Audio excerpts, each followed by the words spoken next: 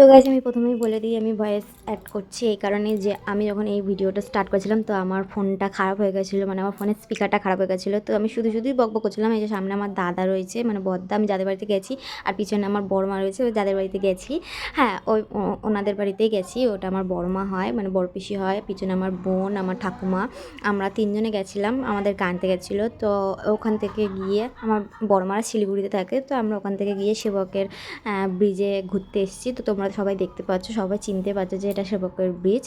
আর আমি এখানে বকবক করছিলাম খুবই যে আমি ভিডিওটা ছাড়বো। তখন আমি ইউটিউব করতাম না, আমি জানতামও না যে আমার ফোনটা তখন খারাপ হয়ে গেছে। আমি ওখানে শুধু এত সুন্দরভাবে অনেক কিছু বলেছি, বাট আমার এখন মনে নেই। এটা আমার অনেক দিনের আগেকার ভিডিও। তো আমি অনেক অনেক কিছুই বলেছি। সেই সুন্দর, মানে জায়গাটা খুবই সুন্দর। আর বৃষ্টি পড়া, মানে যখন তখন ওখানে বৃষ্টি পড়ে, তোমরা তো জানোই। আর যারা গেছো অনেকে, পাহাড়ি দেশ, তো যখন তখন ওখানে বৃষ্টি পড়ে। আর ওখানে আমার বোন ভিডিও করছে, আমি এখানে ভিডিও করছি, কিন্তু আলটিমেট আমার ফোনটাই খারাপ। আমি এত বকবক করছি। এই যে বৃষ্টি পড়া শুরু হয়ে গেছে, আমরা একটা জায়গা খুঁজছি কোথাও গিয়ে বসবো বা দাঁড়াবো। আর সেই সুন্দর জায়গা, দারুণ। যারা গেছো তারা সবাই জানো। তো